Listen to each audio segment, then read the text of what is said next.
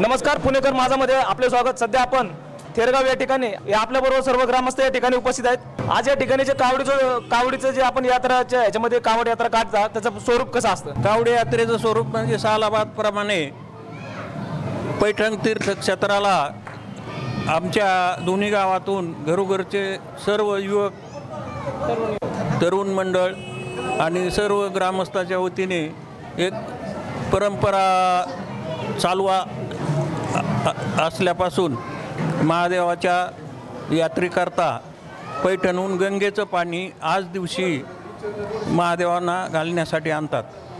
गावातील सर्व ग्रामस्थ मंदिरं जेवढे असतील देवस्थान त्या सर्व मंदिरांना सर्व देवस्थानांना गंगेचं पाणी कावडीच्या संपर्कातून घातल्या जातं। प्रत्येक दरवर्षीची आमची ही परंपरा पिढ्यानपार पूर्वीपासून चालत आलेली आहे आणि ते अखंड पुढे चालू राहणार आहे, चालू राहो अशी नागेश्वर चरणी प्रार्थना। आज हे नागेश्वर जे मंदिराचं नाव आहे तर या मंदिराचा इतिहास काय त्याबद्दल थोडक्यात? नागेश्वर मंदिर हे हेमाडपंथी बांधकाम आहे त्याचं आणि पूर्णपणे ते दगडाने बांधलेलं आहे आणि शिखर पण एकदम मस्त आहे मंदिराचं। आणि सालाबाद म्हणजे पूर्वीपासून आलेली ही परंपरा आहे।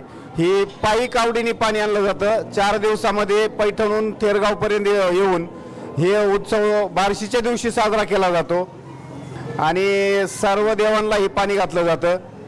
सर्व गाव मिळून कावडीचा उत्सव एकदम चांगल्या पद्धतीने साजरा करतात आणि यात्रे दिवशी संध्याकाळी तमाशा व दुसऱ्या दिवशी हागम्याचा कार्यक्रम एकदम भारी असतो। हे समाधीची परंपरा म्हणजे हे गिरी म्हणून गोसाव्यांपैकी गिरी समाज असतो त्या गिरींची ही ते जुने पुजारी आहेत आणि ते ब्रह्मचारी आहेत आणि विशेषतः म्हणजे आत्माराम महाराजांच्या गुरूंची समाधी इथं आहे आणि त्या गुरूंचं नाव आयतवारगिरी महाराज आहे। त्यांच्या गुरूंची पण आहे शंकरगिरी महाराज आणि त्यांच्या गुरूंची पण आहे।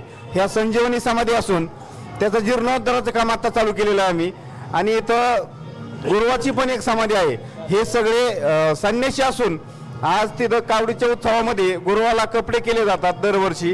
गुरु म्हणजे जे सेवेकरी असतात ते 12 महिने मंदिराची सेवा करतात, समाधी सेवा करतात, मारुती सेवा करतात, त्यांना ह्या यात्रेच्या दिवशी कपडे केले जातात। अशी चालत आलेली परंपरा आहे। कावड यात्रेमध्ये आपलं मानाचे किती कावडे असतात? आमचा कावड सुभाष महारनवर आमचे 3 नंबर आमचे नाही 2 नंबरला आमची कावड असती, 1 नंबरला सुळके, 3 नंबरला बावरकड। हे पूर्वीपासून जे आलंय ती परंपरा आम्ही टिकवली। मागचं काय तर वडील पारणीची पाणी पूर्वीच मानाने आले, कुठल्याच ह्याच्यात खंडना पडून नाही दिली। 150 तर संख्या आहे आज। हो हो। मी मारुती लक्ष्मण सुळके, आम्ही 1 नंबरचे मानकरी आहोत आणि ही परंपरा वाडवडिलापासून चालू आहे, ती आम्ही पुढे चालू ठेवलेली। हां, आमच्या कुटुंबाला माने, सुळके कुटुंबाला मान्या। यात्रा म्हणजे एकदम सुखरूप आणि शांत पद्धतीने यात्रा आमची होती आणि इथून पुढे बी व्हावा। जालिंदर धर्माजी बावडकर, आमच्या बावडकरांचा 3 नंबर आहे। 3 नंबरला कावड असते आमची। शेवत आम्ही करत नाही म्हणजे पायात चप्पल घालत नाही। हा येऊतर म्हणजे पाणी पडू तर हे नाही, कुणाला शेवत होऊन देत नाही तर असं म्हणजे हॉटेलमध्ये पाणी सुद्धा बाहेरचं प्यायचं नाही। आमचं सगळं स्वतः म्हणजे स्वयंपाक आम्ही स्वतः बनवतो त्यासाठी। तुम्ही जाता ना किती दिवसापूर्वी जाता म्हणजे यात्रेच्या? 5 दिवस अगोदर जातो आम्ही। श्री क्षेत्र नागेश्वर यात्रेनिमित्त कावड उत्सव हा अतिशय महत्त्वाचा मानला जातो आणि या कावड उत्सवामध्ये 5 दिवसापूर्वी यात्रेच्या अगोदर 5 दिवसापूर्वीपासून कावडीला जातात।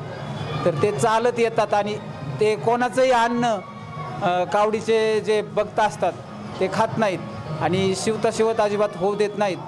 हा पहिल्यापासून नियम आहे आणि तो नागेश्वर महाराजांच्या पावित्र्यासाठी अतिशय उत्तम आहे आणि पुण्याचं काम आहे।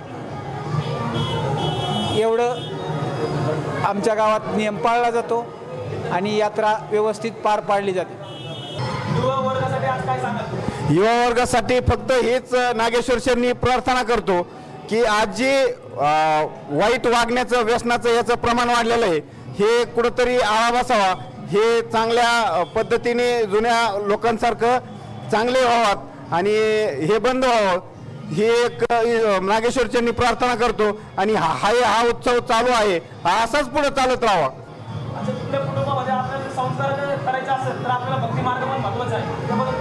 भक्ती मार्गामध्ये आम्ही यात्रेच्या आधी राम उत्सव म्हणून एक सप्ताह केला जातो. त्या सप्त्यामध्ये भरपूर असं मार्गदर्शन केलं जातं आणि प्रत्येक गावातून म्हणजे प्रत्येक कुटुंबातले माणसं त्या सप्त्यात सहभागी होतात. हा कार्यक्रम 7 दिवस चालतो आणि यात्रेच्या आधी 2 दिवस काल्याचं कीर्तन असतं. ते कीर्तन पण एकदम छान होतं आणि 7ही दिवस स्वयंपाक कोणी घरी करत नाही, अख्खं गाव त्या मंदिरात जेवायला असतं. एकदम पुण्याचं काम चालू आहे ती. आणि ह्या साला आता हे 35वं वर्ष आहे, म्हणजे पुढल्या वर्षी 36वं वर्ष असेल या सप्त्याचं. म्हणजे सप्त्याची परंपरा आम्ही आमच्या कळीतात चालू केलेली आहे आणि हे पूर्ण गावाची मिळून आहे. मी माजी सरपंच मिनीनाथ शिवाजी शिंदे, थेरगाव.